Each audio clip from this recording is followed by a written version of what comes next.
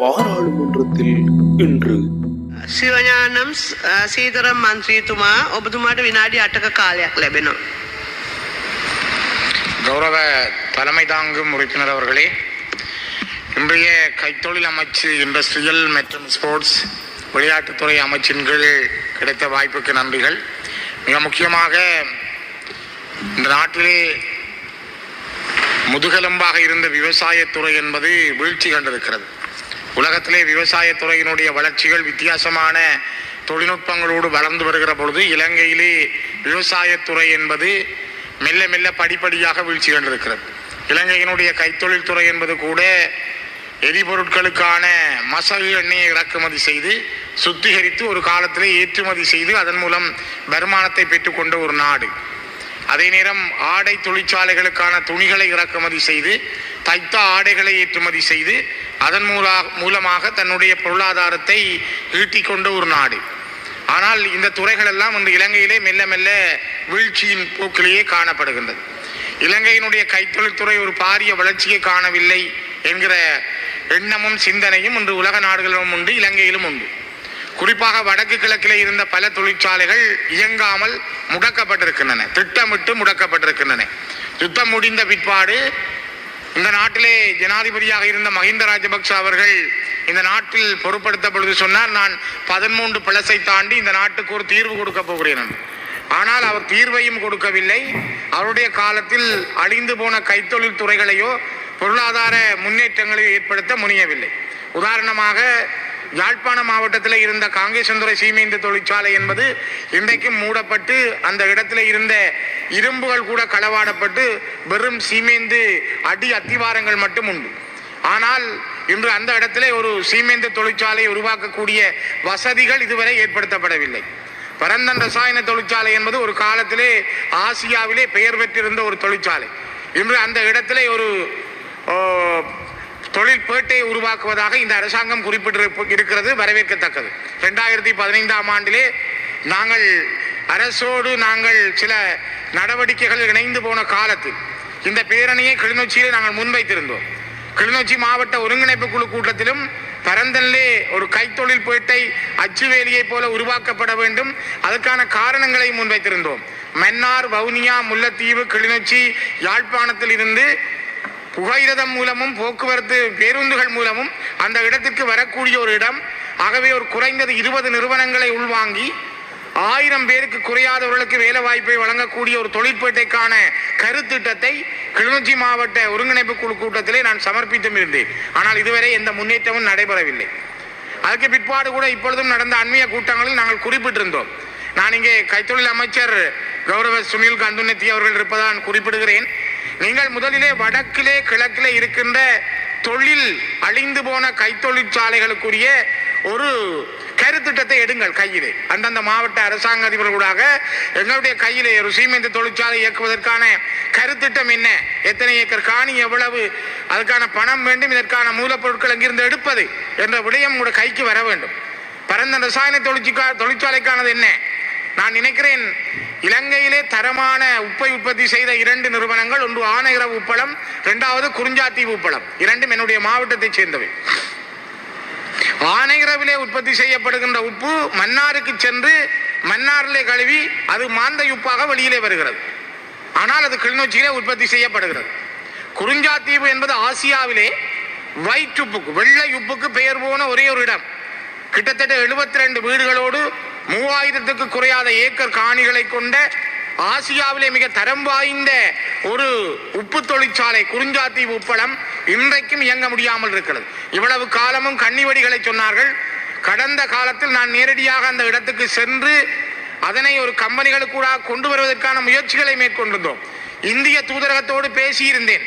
இந்திய தூதரகம் அதற்கான சார்பு நிலைகளை கொண்டிருந்தது. இப்பொழுதும் கூட இந்தியாவினுடைய தூதரகம், யாழ்ப்பாண துணை தூதரகம் கூட குறிஞ்சாத்தீவு உப்பளத்தை எடுத்து செய்வதற்கான ஒரு சாதகமான செய்திகளை சொல்லுகிறார்கள். அந்த அணுகுமுறையை கையாளுங்கள். நான் நினைக்கிறேன் இந்தியாவிடம் இருக்கிற தொழில்நுட்பத்தை பயன்படுத்தி குறிஞ்சாத்தீவு உப்பளம் என்பது ஆக குறைந்தது 2000 தமிழ் இளைஞர் யுவதிகளுக்கு நீங்கள் உடனடி வேலை வாய்ப்பை வழங்கக்கூடிய மிகப்பெரிய ஒரு களம். நாங்கள் கடந்த 2015 இருந்து இதுவரையும் பல்வேறுபட்ட முயற்சிகளை தனிப்பட்ட ரீதியாகவும் கட்சி ரீதியாகவும் மேற்கொண்டிருந்தேன். ஆனால் அது வெற்றி பெறவில்லை. அதே போல ஒட்டி சுட்டான் ஓட்டு தொழிற்சாலை அன்று இங்கு அமைச்சர்கள் சொன்னார், இப்பொழுது மெல்ல ஆரம்பிப்பதற்கான முயற்சிகள் நடைபெறுவதாக. நான் நினைக்கிறேன் அமைச்சர் சுனில் கந்துநெத்தி அவர்கள் விடுதலை புலிகளுடைய ஆட்சி காலத்திலே அந்த தொழிற்சாலை மிக திறமாக இயங்கியிருந்தது. அந்த உற்பத்தி செய்யப்பட்ட ஓடுகள் இப்பொழுதும் நீங்கள் பரவலாக பல இடங்களிலே பார்க்க முடியும். அந்த ஓட்டினுடைய தரம் எவ்வாறு இருந்தது என்பதை நீங்கள் இப்பொழுதும் பார்க்கலாம். அந்த விடுதலை புலிகளுடைய தொழில்நுட்பம், அவரிடம் இருந்த அந்த பொருண்மைய அறிவு மிகப்பெரிய அளவிலே பயன்படுத்தப்பட்டது. மிக முக்கியமாக ஓட்டு தொழிற்சாலை அவ்வாறு போயிருக்கிறது. அங்கே மட்டக்களப்பு மாவட்டத்தில் வாழைச்சேனை காகித தொழிற்சாலை மேனாள் நாடாளுமன்ற உறுப்பினர் சீனித்தம்பி யோகேஸ்வரன் அவர்கள் பெருமுயற்சி எடுத்தார். நெதர்லாந்தில் இருந்து ஒரு குழு வரவழைக்கப்பட்டு அந்த காகித தொழிற்சாலை இயக்குவதற்கான 3000 மில்லியன் ரூபாய்களை உடனடியாக முதலீடு செய்வதற்கு கடந்த 2015-19 கிடைப்பட்ட காலத்திலே அந்த அமைப்பு முன்வந்திருந்தது. ஆனால் அப்பொழுது இருந்த அரசாங்கத்திலே இருந்த சிலரும் அதனை தடுத்து விட்டார்கள். அதனால் கௌரவ மேனாள் நாடாளுமன்ற உறுப்பினர் சீனித்தம்பி யோகேஸ்வரன், ஸ்ரீநேசன் போன்றவருடைய முயற்சி கைவிடப்பட்டது. நான் உங்களிடம் இதனை ஒப்படைக்கிறேன். காரணம், இவ்வாறான ஒரு காகித தொழிற்சாலையிலே மாற்று திட்டம் இல்லை. ஓட்டு தொழிற்சாலை இயங்க முடியவில்லை. இன்று உப்பளங்கள் இயங்க முடியவில்லை. பரந்தன் தொழிற்சாலை இருக்கிறது, அப்படியே காங்கேசந்துறை தொழிற்சாலை இயங்க முடியவில்லை. எவ்வாறு இளைஞர்களுக்கு வேலை வழங்க முடியும்? இளைஞர்கள் எவ்வாறு இந்த நாட்டிலே விருப்பத்தோடு இருப்பார்கள்? யாருக்கு வேலை வழங்குவதற்கான தொழில்துறை என்ன? இளைஞர்கள் குறிப்பாக இப்பொழுது கிளிநொச்சியிலே மாகா விடியல் என்கிற 2 ஆடை உற்பத்தி தொழிற்சாலைகள் இயங்குவதால் காலையிலே கொஞ்சம் பேர் வேலைக்கு சென்று வருகிறார்கள். அதிலும் மெல்ல மெல்ல ஆள் குறைப்புகள் நடைபெறுவதாக குறைவதனால் வேலை ஆட்களுக்கான நேரங்களும் குறைந்து கொண்டு செல்கிறது. இது அந்த இடத்துல இருக்கின்ற தொழில் துறைகளை பின்னுக்கு தள்ளி கொண்டு செல்கிறது. நாங்கள் முதலிலே உற்பத்தி துறையிலே வளர வேண்டிய நாடு, உற்பத்தி ரீதியாக அடையாளப்படுத்தப்பட வேண்டிய நாடு. இந்த நாட்டினுடைய கைத்தொழில் துறை மேலோங்கி வர வேண்டும். குறிப்பாக இன்று நீங்கள் பார்த்தால் நாட்டிலே யாழ்ப்பாணத்திலே புரியாணி கடைகளும் சாப்பாட்டு கடைகளும் திறக்கப்படுகிறது சுற்றுலா பயணிகளை நோக்கி. ஆனால் ஒரு நிமிடம், சுற்றுலா பயணிகளுக்கு சாப்பாடு கொடுப்பதற்கு புரியாணி கடை திறக்கப்படுகிறதே தவிர அந்த யாழ்ப்பாண மண்ணிலே இருக்கின்ற, மட்டக்களப்பு மண்ணிலே இருக்கின்ற, திருவோணமலை மண்ணிலே இருக்கின்ற, கிளிநொச்சி, வவுனியா, மன்னார், முல்லைத்தீவிலே இருக்கின்ற இளைஞர்களுக்கான வேலைக்கான களம் எங்கே திறக்கப்பட்டிருக்கிறது? சாப்பாட்டு கடைகளை திறப்பதால் வேலை கிடைக்குமா? இந்தியாவுக்கும் இலங்கைக்குமான பாலம் அமைக்கப்படுமா? அந்த அமைக்கப்பட்டால் அதனால் வரக்கூடிய லாபம் என்ன? அதற்கான வேலை திட்டங்கள் எந்த அளவில் இருக்கின்றன?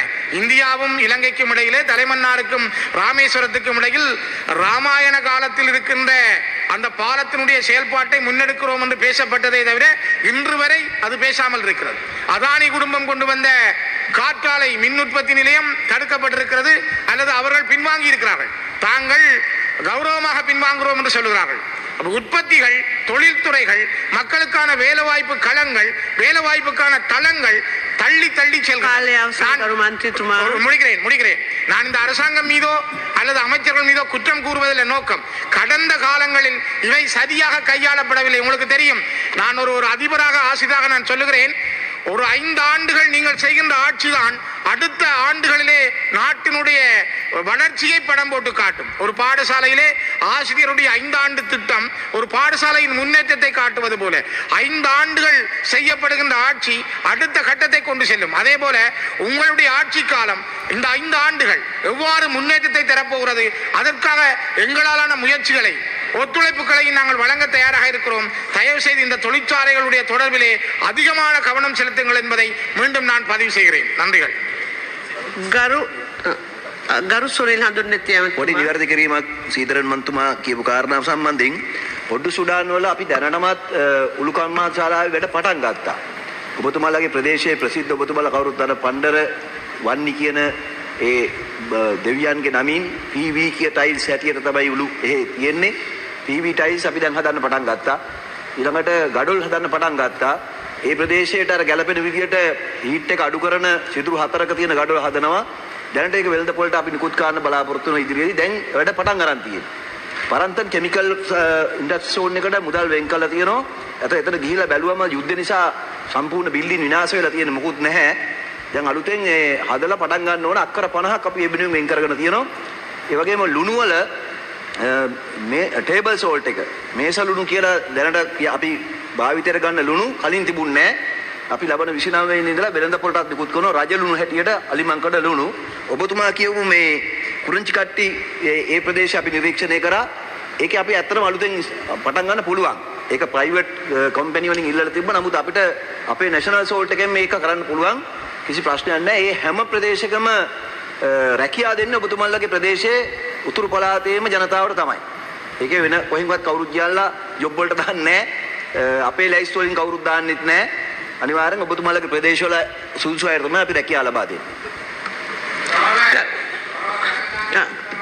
சீதரன் மந்திரித்துவம் கௌரவ அமைச்சர் அவர்களே மீண்டும் என்ன நான் தெரிவித்துக் கொள்கின்றேன். மிக முக்கியமாக எவ்வாறு ஒட்டி சுட்டான் ஓட்டு தொழிற்சாலையினுடைய ஓட்டு உற்பத்தியை நீங்கள் மாவீரன் பண்டாரவன்யனுடைய பெயரிலே செய்வது போல ஆனையிறவு உப்பு என்பது ஆனையிறவு என்கிற மண்ணுக்கு சொந்தமானது. ஆனையிறவு உப்பாகத்தான் அது கடந்த காலங்களிலும் இருந்தது. ஆனையிறவு உப்பென்று வர வேண்டும். அதே போல குறிஞ்சாத்தீவு உப்பென்று அதனுடைய பெயர் குறிக்கப்பட வேண்டும். தயவு செய்து அந்த உண்மையான வரலாற்று பெயர்களோடு மீண்டும் அந்த வளர்ச்சிகளை கொண்டு செல்ல நீங்கள் எடுக்கின்ற முயற்சிகளுக்கு எங்களாலான முழு ஒத்துழைப்பும் இருக்கும். விரைவாக இவற்றை கொண்டு செல்லவும் கைத்தொழில் பேட்டையை விரைவாக நீங்கள் பரந்தனிலே ஆரம்பிக்கவும் நாங்கள் என்ன வழியில் உதவ முடியுமோ அதற்கு நாங்கள் காத்திருக்கிறோம். அவதாரம் இது தமிழர்களின் புதியதோர் அடையாளம்.